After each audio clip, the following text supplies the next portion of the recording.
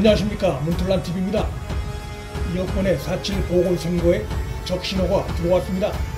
민심 동향의 주요 감지장치 중의 하나인 사회 양극화 부문에서 빨간불이 들어왔기 때문입니다. 우리 국민 80%가량이 우리 사회 양극화가 지난해 더 심해졌다고 판단한 것으로 조사됐습니다. 그런데 그 주요 원인으로 국민들은 지난 한 해 우리 사회를 괴롭혀온 코로나보다는 현 정권의 부동산 정책 실패로 인한 부동산 등 자산 가격 폭등을 제1의 원인으로 인식하고 있는 것으로 조사됐습니다.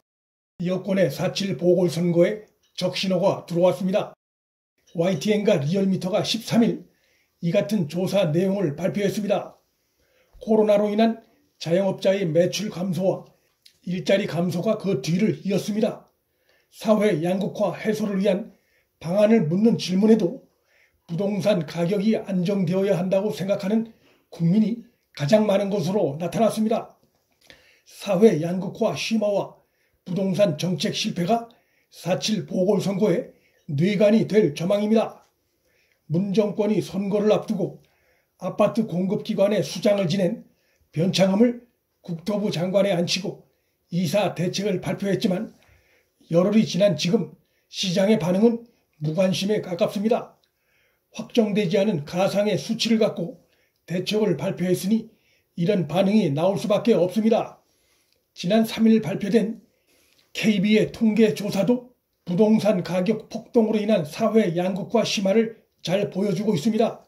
새해 첫 달 고가주택과 저가주택의 가격 격차를 나타내는 배율이 8.7로 나타나 KB 통계 조사 이후 가장 높은 수치를 기록한 것으로 나타났습니다.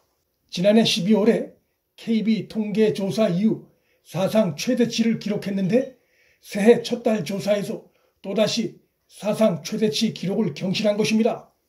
현실과 괴리된 이념에 경도된 문 정권의 아마추어 정책이 그 전신이랄 수 있는 노무현 정부의 부동산 실패를 소환하고 있습니다. 국민들이 노무현 정부 때 경제가 어려웠다고 느끼는 그 핵심에 부동산 폭등이 자리 잡고 있습니다. 강남 집값을 잡겠다며 펼친 정책이 오히려 역효과를 불러와 부동산 가격 폭등으로 이어졌고 오히려 서민 경제에 직접적인 타격을 줬으며 소득 양극화를 심화시킨 바 있습니다. 지난해 12월 경실련은 노무현 문재인 정부의 8년간 아파트 땅값 상승액이 이명박 박근혜 정부 기간 상승액의 7배란 분석을 내놓아 충격을 준 바 있습니다. 문재인 정부에서 노무현 정부 시즌2의 양상이 나타나고 있는 것입니다.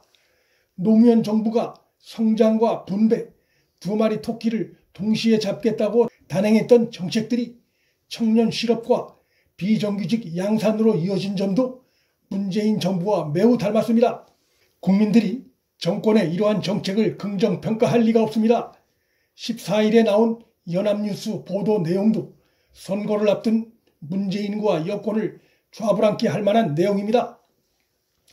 지난해 문 정권이 야당을 패싱한 채 독단으로 강행 처리한 새 임대차 보호법 시행 후에 반전세 등 월세를 낀 임대차 거래가 증가하는 등 서민의 삶이 더 어려워진 것으로 나타났습니다.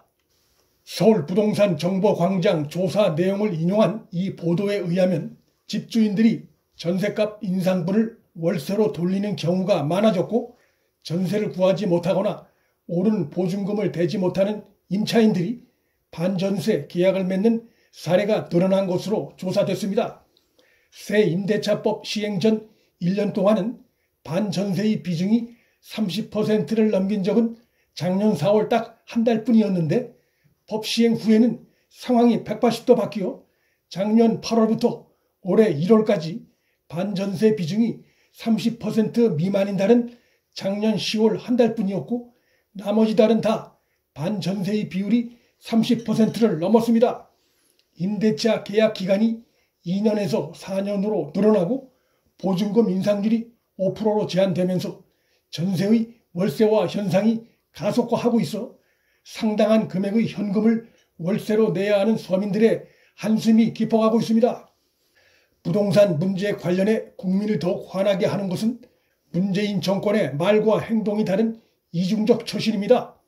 지난해 경실련 발표에 의하면 문재인 정권 장관의 절반이 다주택자였고 청와대 참모진 가운데도 다주택자가 37%에 달한 것으로 드러났습니다.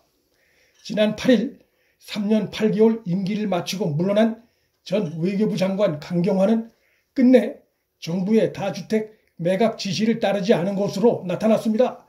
강경화는 봉천동 다세대 주택과 서대문구 연희동에도 공시지가가 25억 원에 이르는 단독주택을 보유하고 있습니다.